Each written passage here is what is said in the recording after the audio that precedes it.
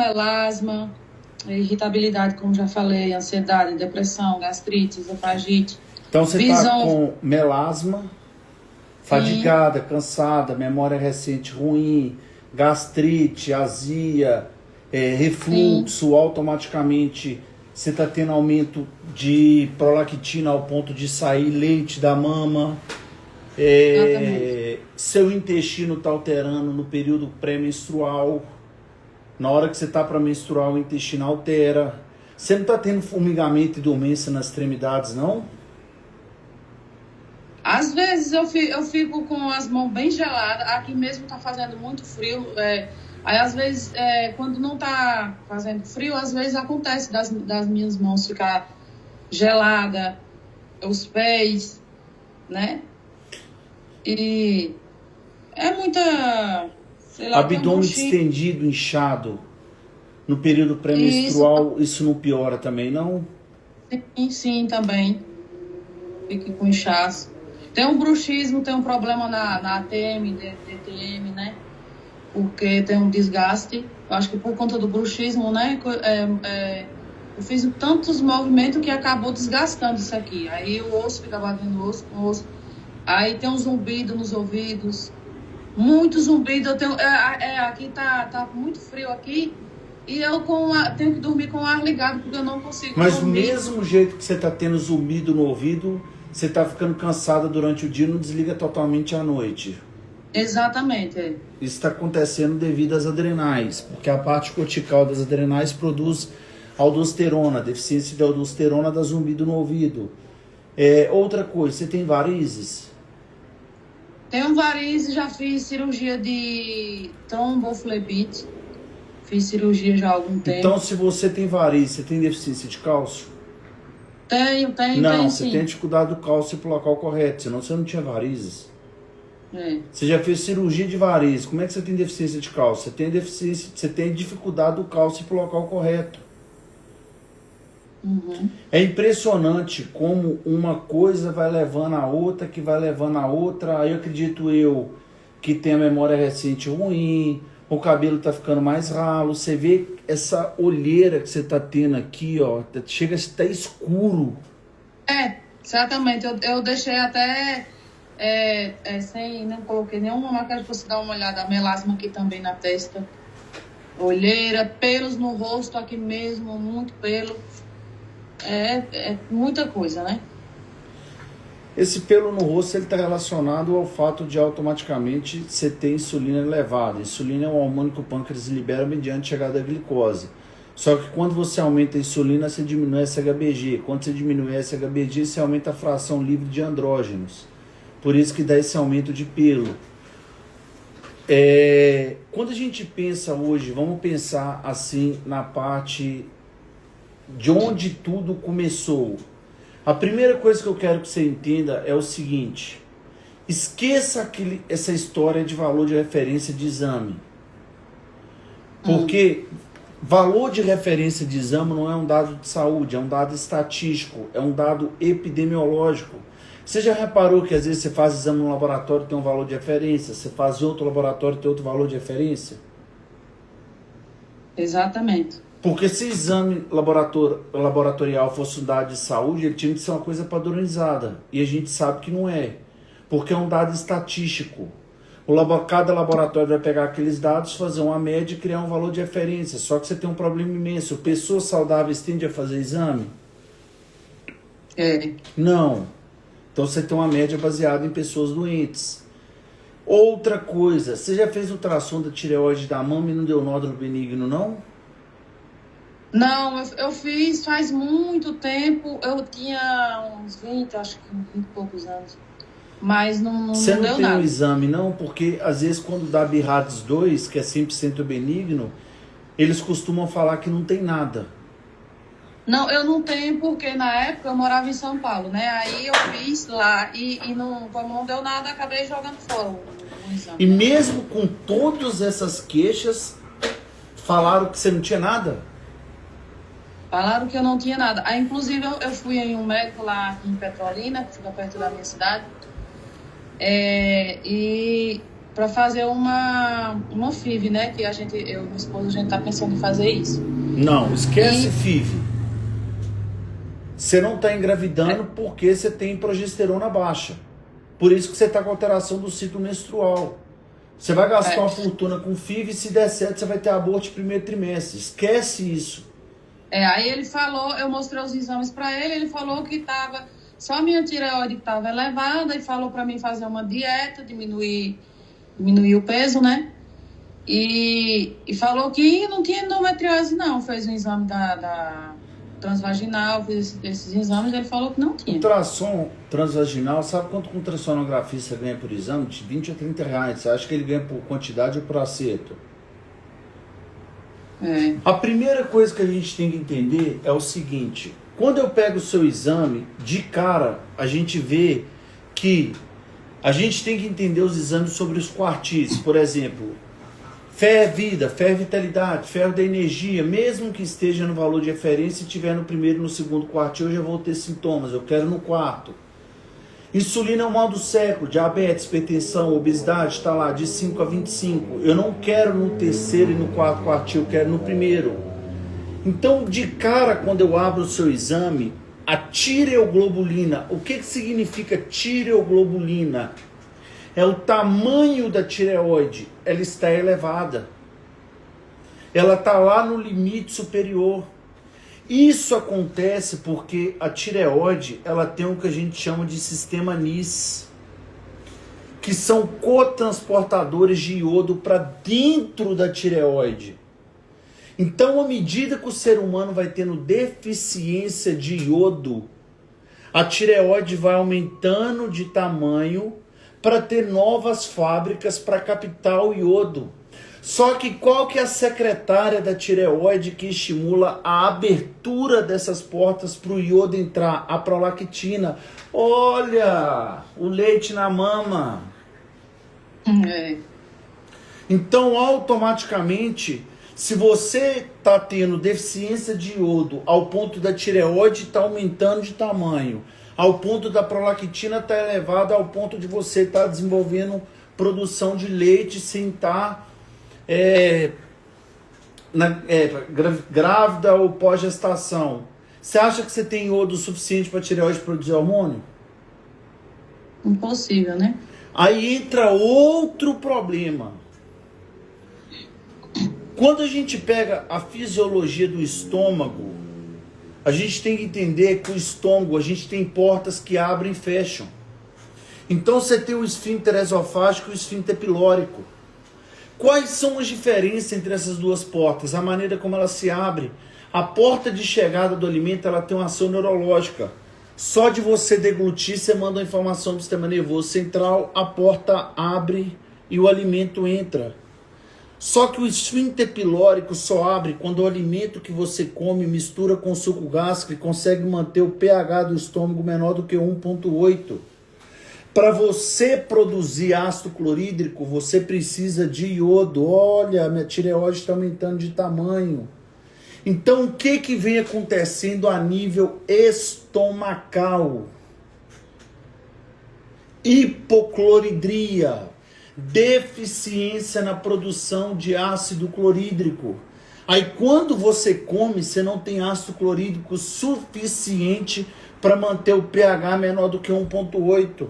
Essa porta não vai abrir, o alimento vai ficar retido, só que o estômago, ele tem o que a gente chama de mucina, que protege, o esôfago não.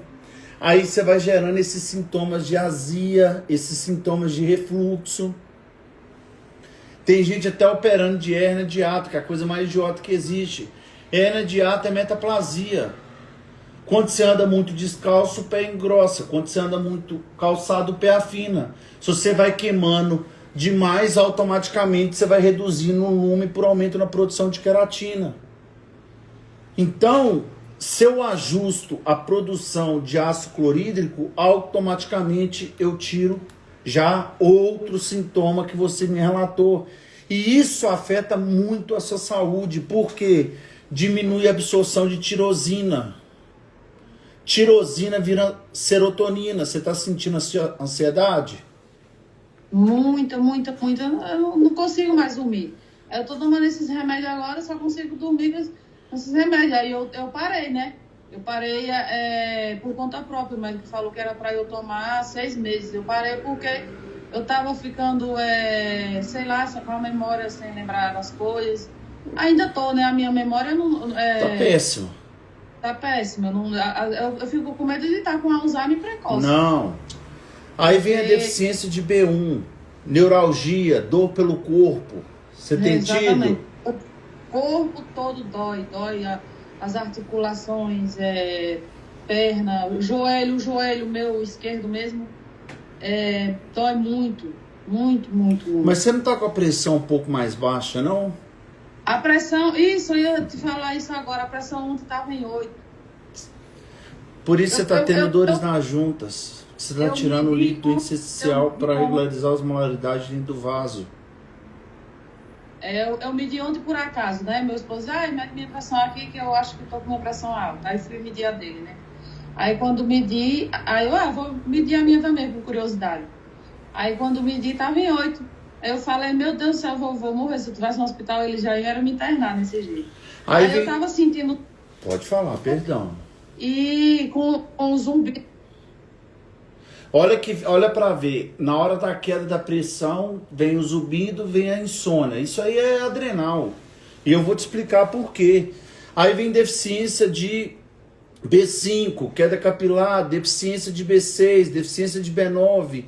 B9 é importante para o corpo usar os 97% da serotonina que o corpo produz.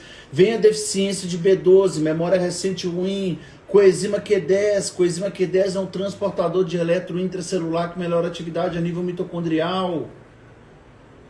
Só que a gente tem... que eu tô de tudo isso aí? Oi?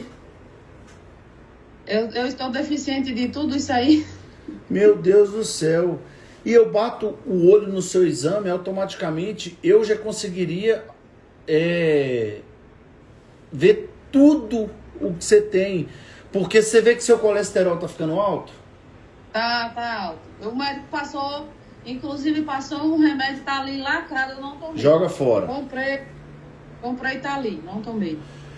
Por que seu colesterol tá ficando alto? Porque se você tem deficiência de iodo, é aquilo que eu falo muito. A tireoide é uma glândula que produz 100% de T4 e apenas 20% de T3. Quando eu falo que ela produz só 20% de T3, cadê os outros 80%? Hoje você nem considera T4 como um hormônio, ele é um pró-hormônio. A única função de 100% de T4 é através das enzimas deodinase 1 e 2, ele vai virar os 80% de T3 total. Hoje são vários fatores que fazem com que a tireoide, os exames laboratoriais não sejam uma coisa fidedigna. Mas independente de todos esses fatores, o TSH nunca tem que estar maior que 1,8. Você vê que seu TSH ele já está acima disso. Ele estava 4,5 no último exame que eu fiz. Eu não entendi porque esse agora baixou, porque eu nunca baixava.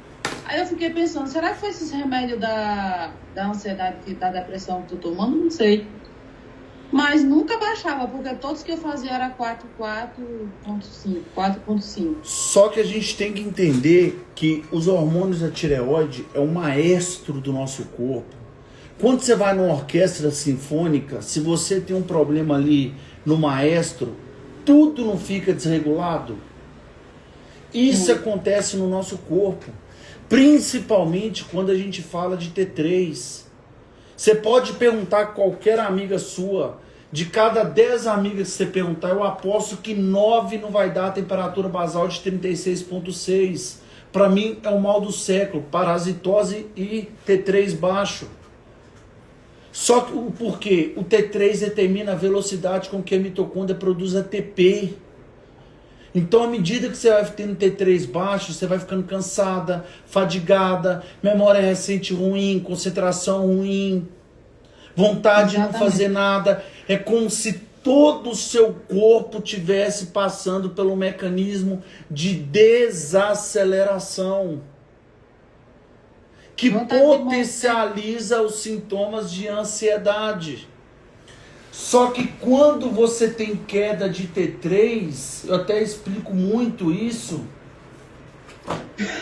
automaticamente você inibe a enzima P450-SCC que quebra o colesterol em pregnolona que vira progesterona. Por isso que o seu colesterol está subindo, a progesterona está caindo e você está com sintomas depressivos. Qual o momento que a mulher mais tende a ter sintomas depressivos? Pós-parto e menopausa, onde você tem queda da progesterona. Que aí eu vou te explicar todo o ciclo hormonal. Só que progesterona são precursores para a formação dos hormônios das adrenais. O que são as adrenais? É a glândula do estresse, da luta ou fuga, é o que dá condição do ser humano agir ao estresse do meio. Então você tem a parte medular que produz aldosterona, norepinefrina, que faz vasoconstrição, e a parte cortical que produz cortisol e aldosterona. Então é normal a gente ter as adrenais trabalhando direito para dar condição da gente agir ao estresse do meio. Então de manhã a gente vai dar um pico de cortisol para pular da cama, despertar, ter ânimo para fazer as coisas, ambição, energia, disposição, agir ao cenário do meio. Depois do almoço você tem um novo estímulo e ao final do dia o cortisol cai. Só que você está com isso invertido. Você vê que seu cortisol da manhã está igual ao da tarde praticamente. Aí é como se você precisasse de 40 de manhã, 25 à tarde, 5 à noite, você entra no platô de 10 de manhã, cortisol tá baixo, acorda num cansaço desgramado, vontade de dar um murro na cabeça de um. Exatamente. À tarde a mesma coisa, só que à noite o cortisol não cai igual deveria cair. Aí você está invertendo o ciclo circadiano. Se o cortisol não cai totalmente à noite, você não aumenta a melatonina. Do mesmo jeito que cai cortisol, cai a aldosterona. A aldosterona baixa, coceira, zumbido no ouvido. Coceira no ouvido coça demais. Eu não tô te falando que ontem eu fiquei desesperada aqui em casa porque tampou os 2 ouvidos. E aquela assim, sensação de ouvido tampado toda hora. Tampou mesmo. E aí eu tô com isso aqui tudo congestionado, ó, os ouvidos. Aí eu fiquei batendo na cabeça para ver se voltava ao normal. Ficou uma meia hora e não consegui ouvir. Aí eu pensei em tomar remédio para me acalmar e comecei a ficar nervosa. Mas depois, com o tempo, graças a Deus, voltou. Só que aí fica aquele zumbido, né, o dia todo. Eu tenho que, para me dormir, tem que estar ou o ventilador ligado ou o ar-condicionado ligado. Senão não consigo. Porque do mesmo jeito que cai cortisol, cai a aldosterona. Só que automaticamente você começa também a diminuir a produção de norepinefrina, que faz vasoconstrição. Só que a gente tem que regularizar a osmolaridade dentro do vaso, porque isso é vital. Que quando eu falo vital, é vital para a gente viver. Então, quando você começa a ter pressão baixa, o corpo vai tirando o líquido intersticial para regularizar a osmolaridade dentro do vaso. Aí você começa a potencializar a dor nas juntas. Porque todo osso, o encontro dele, tem o que a gente chama de líquido sinovial. Então, à medida que você vai tirando o líquido intersticial, você vai diminuindo esses discos. Você não vê que às vezes o joelho estrala, não? Estrala o joelho, estrala a mão. Aí eles falam que é tendinite. Eu já fui em todos os tipos de médico que você imaginar. Eu imagino. Psiquiatra, todos eles e falam que é normal, que com o tempo quando a gente vai passando da idade, não sei o que, começa os ossos a enfraquecer e não sei o que, não passou nada, nada. Eu sinceramente fico assim, ó. Aí eu falei, não, eu tenho que tomar uma providência porque eu tô morrendo, né? Morrendo aos poucos nessa situação, né? Aí foi quando uma prima minha compartilhou um vídeo do doutor, daquele outro seu amigo, o doutor Lucas, não, William. William. Ela compartilhou no status, aí isso foi na pandemia, né? Na pandemia nós fizemos live demais para despertar o pessoal. Então, e isso está refletindo no seu ciclo hormonal, literalmente. Porque você vê que seu colesterol está baixo. E até, por isso que eu falo que a maneira mais fidedigna de avaliar os hormônios é na saliva. Porque quando você dosa um hormônio no sangue, por exemplo, se eu fosse olhar o seu cortisol no sangue, eu ia falar que sua adrenal estava normal. Porque seu cortisol no sangue está 18.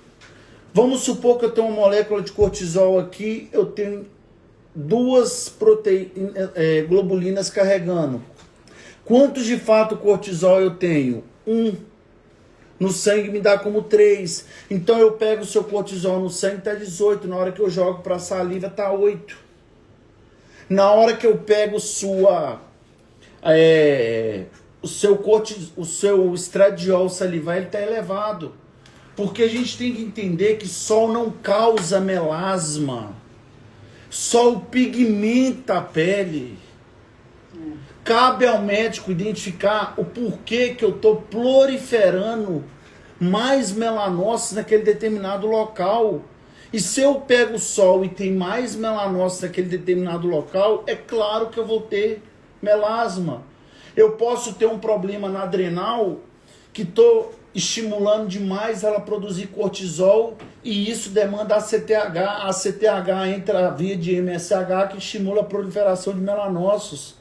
Eu posso ter um problema aí relacionado ao intestino que diminui a produção de glucarato de cálcio, eu começo a reabsorver estrona.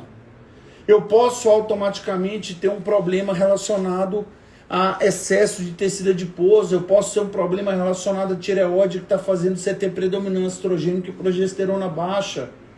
Então melasma é uma coisa que a gente vai tratar de dentro para fora e não de fora para dentro. Aí vai usar protetor solar que tem xenoestrógeno. O que são xenoestrógenos? São substâncias não hormonais que têm a capacidade de ligar no estrógeno e desenvolver a mesma função. Se você olhar os protetor solar, 99,9% comercializado no mercado hoje, automaticamente piora o melasma ao invés de melhorar, porque ele tem xenoestrógeno. E o que acontece com o ciclo hormonal? O que a gente tem que fazer a partir de agora? Tem tratar o corpo de forma individualizada? Não. Dar remédio para ansiedade? Dar remédio para depressão? Não. Eu estou mostrando que uma coisa vai levando a outra, que vai levando a outra. Esse é o problema da população. Eu falo que pode responder. A maioria das pessoas que estão até ligado aqui tem os mesmos sintomas, mas os médicos não sabem tratar. Fica vendo valor de referência de exame, não sabe tratar de forma correta. Poxa, por que na hora que a progesterona cai, o estradiol sobe, seu intestino altera? Tem alguma coisa errada, tem alguma coisa hormonal que está levando a essa inflamação intestinal. Então, eu vou desenhar aqui para você